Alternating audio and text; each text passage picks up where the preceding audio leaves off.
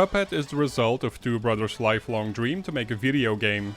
Growing up in Regina, Saskatchewan during the 80s, Chad and Jared Moldenhauer spent all their time watching 1930s cartoons, playing run-and-gun video games such as Mega Man, and coming up with games of their own. When they were 10, for example, they held drawing competitions to see who could draw the most fearsome and powerful monsters, and soon after, their games became more intricate. Chad built castles in the living room protected by bastions and foot soldiers, while Jared and his other siblings had to take them down with a single shot from an ever-increasing distance. They'd also map out complicated board games with multiple twisting paths. The young brothers promised each other that when they grow up, they'd make their very own video game together. Over the years, they kept their creative spirit alive on several different platforms. QBasic was perfect for creating multiple role-playing adventure games, and Sony's hobbyist development hardware called the NetUrose was the brothers' choice for developing a samurai side-scroller. In 2000, Chad and Jared even tried making a full game similar to Cuphead, but the technology at the time made it very difficult to do so, let alone make money off of it without online distribution platforms like Steam. On top of that, adulthood split them up. Jared stayed in their hometown Regina to work at a family business as a construction worker, while Chad moved all the way to Oakville, Ontario to work as a graphic designer, and eventually founded his own advertising agency. Life simply got in the way of their childhood promise. Despite the distance, however, the brothers still talked frequently to each other on the phone, and kept dreaming about someday making and publishing a video game together. That dream was brought closer to reality again during the boom of indie games around 2010, which led to the creation of a documentary called Indie Game the Movie. After Chad and Jared saw the development story of Super Meat Boy, a game made by two developers, it was impossible to keep their own dream on hold any longer. Despite their previous attempts at making games, the brothers actually had very little to no experience with programming or animating anything, but by now, the internet provided plenty of ways to learn all those things. The only question now was, what would they make? In the beginning, they kept their ambition small and manageable, opting to come up with concepts for simple puzzle games designed for mobile devices. However, the pair couldn't stop thinking about another concept that's long been in their heads. But even as we iterated on those early ideas, we kept coming back to a run-and-gun concept we had modeled after the Contra and Gunstar Heroes games we loved as kids. We missed the fast-paced twitch action, the giant bosses, and the pick-up-and-play nature of the genre. We knew that if we were going to actually make a run at this, spend all that time and labor and money on it, that it was going to have to be something that we loved. So we jumped in. It wasn't until 2013 that development officially transitioned from just talking about ideas and coming up with concepts to actually creating prototypes for a run-and-gun game. Of course, they still had their full-time jobs, so working on their passion project took place during the weekends. While it's true that Jared and Chad had never published a game before Cuphead, they believe it's a good rule of thumb to make a lot of small games and finish those before moving on to something more ambitious, which is technically what they did as well. During early development, the brothers made lots of small prototypes, picked elements they'd like, iterated on those, and implemented them in the next bigger prototype. One day after many iterations, they started working on the prototype that would ultimately become Cuphead. The project carried the work title Turbo Super Mega, a tribute to consoles of the mid-90s that had names like Super Nintendo, Wonder Mega, and Turbo Express.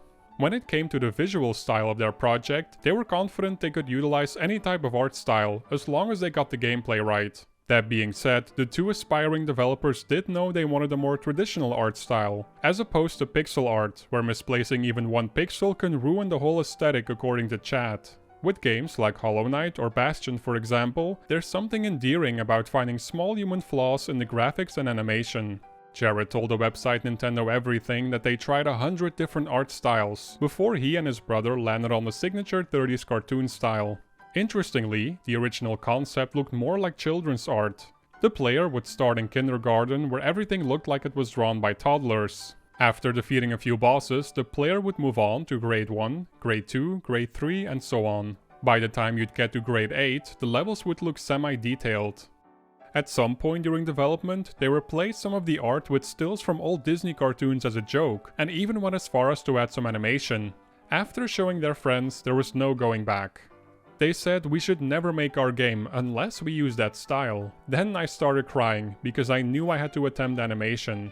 Obviously, Chad had lots of experience with graphic design, but animation, and especially the more traditional form of 2D hand-drawn animation, was a whole new field for him. His mission was clear, and he started learning all he could about animation. Richard Williams, the animator survival kit, was one of the many resources he used to teach himself the ins and outs of classic 2D animation. Jared, on the other hand, dove further into Unity tutorials, so he could quickly translate his brother's early sketches into playable levels. What followed was months of closely analyzing the 1930s cartoons their brothers used to binge watch as kids. Many hours were spent watching their old VHS tapes, and the developers would pause them to study the pen weight, tapering of the lines, and the differences between frames. Photoshop was also used to zoom in on individual frames to really get a sense of how lines shifted from one another. One thing became immediately clear: if they wanted to stay true to that unique style, it was going to be a lot of work, to put it lightly. Before we move on, I'd like to talk about this video's sponsor, DataCamp. Become data fluent today. DataCamp is an online learning platform that makes acquiring data skills fun, easy, and convenient. The platform offers over 350 data science courses for all different levels. Both beginners and professionals can find great ways to grow their knowledge. Each course is designed by an expert in their field, and there are several different technologies to choose from and master, such as Python, SQL, Git, Shell, and more. DataCamp uses gamification techniques to make their learning process fun and exciting. Courses are divided into tasks, or levels if you will, and completing them earns you XP, which you can sacrifice to ask for hints during a level. Keep your day streak going by completing your daily goal and earn additional XP. What's more, it's all done from the browser of your choosing, as DataCamp doesn't require any extra software. You can also learn data technologies on the go with a dedicated smartphone app. DataCamp makes it convenient to either acquire a specific skill or train yourself for a specific job by providing skill tracks and career tracks. Use my link in the description to check out the first chapter of any DataCamp course for free. Unlock new career opportunities today. Now back to the video. Chad explained in an interview with Engadget that artists in the 30s didn't know how to cut corners to create similar visual styles. Therefore, a lot of the animation from that time period is done on ones, which means that every frame contains a single unique drawing. At 24 frames a second, the standard in film, things start to add up. Soon, however, artists discovered that people won't really notice if you animate on twos, meaning you use the same drawing for 2 frames instead of 1. This essentially cut the amount of work in half. Instead of drawing 24 unique drawings to fill 1 second, artists now only had to draw 12. However, Chad mentioned there's something special about animating on ones. There's still something very weird and surreal to see every frame drawn, and that's why it seems not traced but almost like just a very surreal motion to their animation, and because we're dumb, we're copying that style of more work. The fact that playful violence was a major theme across cartoons from the 30s also lends itself perfectly to a run-and-gun video game. The more they thought about it, the more every puzzle piece just fell in place. And so the decision was made to stick as closely as possible to the traditional techniques of early animation. All the characters you see in the game are hand-drawn and inked on paper, while all the backgrounds are watercolor paintings. Many steps are involved to create even a couple of seconds of animation, from concepts to pencil testing, animating, inking, scanning, and then sorting and storing everything. Additionally, they did their best to ensure everything fits within the guidelines that were set in stone by the animation studios of the 30s. Things like pupil shape, expressions, rubber limbs, timing of cycles, and motion lines were always cross-referenced during development. For the finishing touch, even little flaws from the limitations of film back then were included, such as film grain, scratches, and noise. And of course, they made sure those effects were taken from actual scans of real film, rather than just being a digital recreation. Some of the levels have 3D objects rotating in the background, but none of them were created using a computer. The objects were handmade and hand-painted instead, and then filmed separately so they could be added to the game. Basically, they approached development as they were making it in the 30s, with all the limitations that come with that era. Doing everything this way drastically slowed down development, unfortunately. According to Chad, it slowed down production by 80% compared to a digitally animated game. Luckily, it never bottlenecked the gameplay. The whimsical nature of 1930s animation allowed the brothers to be as creative as possible. Not a single idea was off the table. If they wanted a character to take off its hand and turn it into a shovel, they could make that work. It let them experiment and have fun, adding to the overall experience of not only developing Cuphead, but also of playing it. There was a brief time the brothers considered doing everything digitally. After all, it would save them a ton of time and money, something an indie team can always use more of. They created some art using only digital tools, but they couldn't get it to capture that authentic look. Despite that, there was one part of the process that was done in Photoshop, and that was the coloring. They put a hand-painted drawing next to one that was colored with Photoshop, and Chad and Jared simply couldn't tell the difference, so they allowed themselves to use this one cheat that wasn't available in the early days of animation. Despite this one time-saving concession, the volume of work ahead of them was a scary and daunting prospect. The only reason they moved ahead with it was because of the same reason they gravitated towards run-and-gun games. They simply loved the style so much and figured if they loved it, there has to be an audience for it. Furthermore, the brothers assumed this might be the only game they were ever going to make, so they wanted it to be the best possible game and exactly how they pictured it in their head. When all was said and done, over 120,000 frames were hand-drawn. To put that into perspective, the original Snow White from 1938 has over 250,000 unique drawings. After establishing the art style, one of the first elements Chad and Jared started designing was Cuphead himself. While they knew they wanted to retain the classic gloves and boots outfit inspired by characters such as Mickey Mouse, the number one goal was to create an original looking character, something that's not easy to do in a world where we have a century's worth of distinct looking cartoon designs. The upside to this, of course, is that they had access to a lot of inspiring works. As kids, they loved watching the Silly Symphony cartoons by Disney, and during early development, there was one of them titled The China Shop that pushed them in the right direction for the titular character. The cartoon features inanimate objects coming to life, giving Chad the idea to try things like giving the protagonist a plate or a fork for a head. Chip, one of the NPCs in the finished game, was actually one of the early designs they considered for the main character.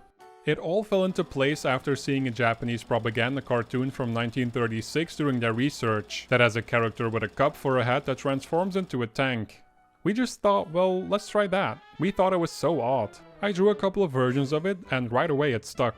After sketching more than 150 different designs, Cuphead was finally born. The name, however, never went through the same kind of iteration, since they wanted to stick to the strategy of older cartoons of giving characters easy to remember names that were often 2 syllables long. From the beginning, the brothers knew they wanted to create a 2-player experience, but the design for Mugman, Cuphead's brother, only took form sometime later into development, after several bosses had already been created. Its design had to mirror that of Cuphead, but still needed to be easily distinguishable. Researching early Bimbo cartoons, they noticed several artists depicted the character with an exaggerated big nose, which almost made it seem like a different character entirely. With this idea in mind, Mugman started to take shape.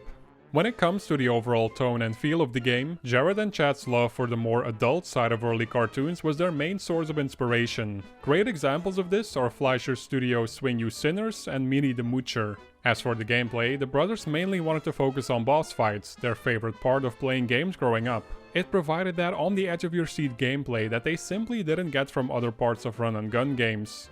Speaking of bosses, most of them were designed based on how you have to beat them. Before sketching designs, the devs tried to get a general feel for the size of each boss and where they would be positioned on the screen. A small portion of the design process also involved trying to match the boss with the theme of its island. Once all of that was taken into consideration, Jared made concepts for what each boss could be, what each face looks like, and how to beat it. He would then pass those ideas to Chad, who would refine them and sketch character designs. The initial public reveal happened in October 2013, when the first trailer was released on YouTube under the banner Studio MDHR. It ends with showing a 2014 release window, back when the team was thinking of keeping the game very small, with 8 to 10 bosses at most and no platforming levels. Chad and Jared wanted the game to be much bigger in scope and had plenty of ideas, but the lack of funds forced them to compromise their vision.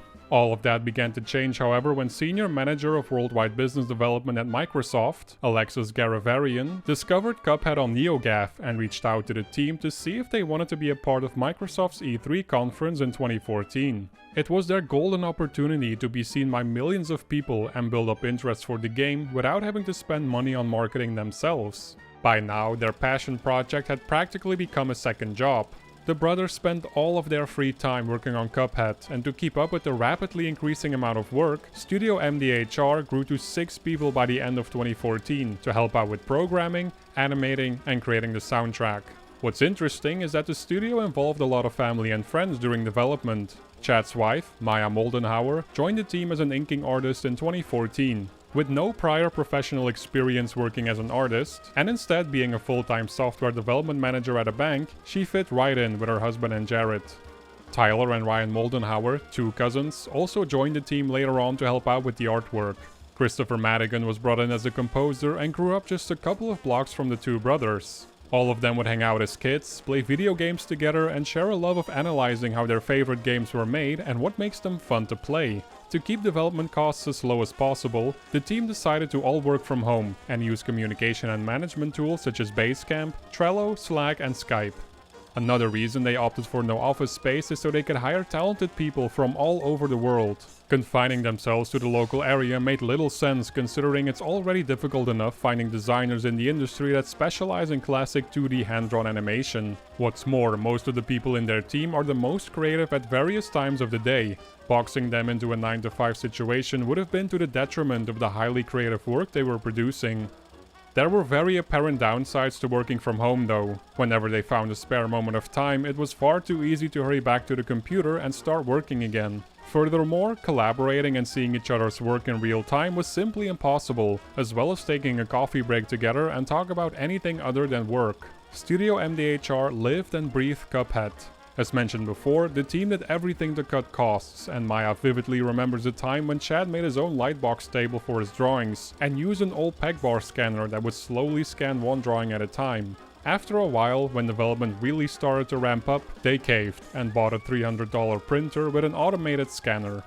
In 2015, Cuphead made a second appearance at E3, once again during the Microsoft conference. The developers revealed a new trailer and had even prepared a playable demo for the convention. The very positive reception following the events at E3, combined with a newly established partnership with Microsoft, convinced Studio MDHR to take a calculated leap of faith and go all in. Jared, Chad, and Maya quit their jobs, mortgaged their homes to have sufficient development funds, and hired a bunch more people, scaling the team up to 16 developers. Suffice to say, mid-2015 is when development really took off.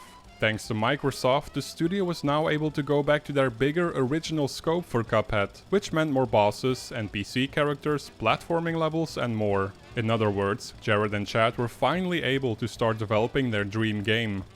Without any restrictions, the team began thinking about implementing a charming little narrative to tie all the levels and bosses together. The team wanted to avoid the classic save-the-world princess scenario and make the story feel more comparable to a 1930s cartoon. That's why it's about Cuphead's deep-seated inability to stay out of trouble versus a hero destined to overcome a pre-existing obstacle. Chad and Jared feel that even though he creates his own problems, you can't help but root for his success. People that have played Cuphead know it's a challenging experience that harkens back to the NES and SNES era of video games, and that's exactly what Chad and Jared wanted to accomplish, while simultaneously trying to provide a way for a broader audience to enjoy it. We grew up with games that focused on being tough to master. They were hard but fair. In our minds, there is no better feeling than being able to master a challenging game, and we are creating Cuphead with that in mind. A lot of games today aren't as difficult as older games. I think that's largely because today's gaming environment is far more diverse. Not everybody who enjoys a game wants to be challenged like that. We recognize that, and will have some kind of solution to ensure gamers of all types can enjoy Cuphead. But, at the same time, we are pushing the difficulty with New Game Plus to awesome heights. Certain people try to dissuade the team from making the game so difficult, saying that it couldn't be marketed to anyone. Every time that happened, they just let it roll off their shoulders. The team respects everyone's opinion about the difficulty, but they were confident in their vision and believed the challenging gameplay fit the direction of the game perfectly. Christopher Madigan told Bandcamp that, prior to working on Cuphead, he had never written a soundtrack for a game before. That's why he respectfully declined Jared and Chad's initial offer to collaborate on Cuphead. However, the brothers believed Christopher was the right person for the job and kept persisting, until he agreed to write a few sound mock-ups. From there, the soundtrack expanded to a big band orchestra with music inspired by jazz. Christopher admitted he watched very few vintage cartoons during development, as big band soundtracks weren't often used in those anyway. Instead, he approached the soundtrack as he was making it in a parallel universe where the Jazz Age was happening simultaneously with the Golden Age of video games. His lack of experience was something that ultimately benefited the score, Christopher believes. It allowed him to be flexible and not bound by any sort of rules they teach in school. The E3 2015 trailer revealed Cuphead would be released in 2016, but the team announced in 2016 that they made the difficult decision to delay it to the following year. During that period, Maya realized that projecting timelines and sticking to schedules isn't Chad's strong suit and that she needed to step in to prevent further delays. Besides inking drawings all day, she began filling the role of producer as well. What's more surprising is that Maya gave birth to 2 children during Cuphead's development. She considered taking some time off after having her second baby, but Maya couldn't help but work on her passion project when she was done nursing her children. Of course, Chad was also there to take over so his wife could fully focus on her work. It's another example of how truly dedicated the entire team was to see their dream come to life and take it to the finish line no matter what. To further help prevent another delay in 2017, the studio hired a company called Illogica to help with programming, testing, support and anything else that came up in the last couple of months of development. The number of people working on Cuphead during that time came closer to 30 developers. On September 29, 2017, Cuphead was finally released for PC and Xbox, and both gamers and critics praised the challenging but fair gameplay, the authentically detailed art style, and the jazzy soundtrack. Its critical success was thankfully accompanied by financial success, and after only 2 weeks, Cuphead sold over 1 million copies. Once the game became available for Mac, Nintendo Switch and PS4, that number increased to 6 million copies in 2020. On top of that, Cuphead won over a dozen of awards in unsurprising categories such as Best Art Direction, Best Independent Game, and Best Musical Score. Aside from all the awards, Cuphead also broke 3 Guinness World Records in the video game space, namely for having the most frames of hand-drawn animation, the most boss battles in a run-and-gun game, and lastly the most boss transformations in a run-and-gun. If anything, Cuphead's development shows that experience isn't necessary to create a game, as long as you start from a place of passion. Jared, Chad and Maya had very little to no experience making a video game, much less one that's rooted in the golden age of animation, and yet they made one of the most successful indie games in recent times. The whole team learned a lot of valuable lessons throughout the 4 years of developing Cuphead, and one of the things the team advises other aspiring indie developers do is the following. Get a small team, keep your day job, and use your best judgment as your game gets closer to finish. Be careful before you dump real money or time in. Additionally, Chad thinks that anyone that wants to get into the gaming industry should play all kinds of games, modern, old, good and bad. That way you truly get to understand what makes a game click and what doesn't. Jared also shared another lesson with Kotaku. Expect failure. That's really the best advice I could give. A lot of the time people think that their first idea is going to be the one that gets them through the door. You're going to make mistakes, and you're going to be better at making the next game by learning from what you did during your first approach. Try to do smaller projects and see where it goes. Also, make something that you love. It's a long process, so if you're not truly into it, after a year, you're going to be breaking down and thinking, how do I finish a game that I never truly enjoyed? As for the future of Studio MDHR is concerned, the team is currently working hard on the highly anticipated Cuphead DLC called The Delicious Last Course, and is scheduled to be released in June 2022. Additionally, an animated series based on Cuphead is set to be released on Netflix in 2022 as well, and both Jared and Chad are involved as executive producers. Everyone at the studio couldn't be happier with where they are today, and what's in store for them next. We're just so proud of what this is and what we've made, that it stayed true to our vision. It's just exactly what we've always envisioned. We haven't formally come out with what we're working on right now. It will serve our current fans, and I also believe it's going to help elicit some new ones, hopefully.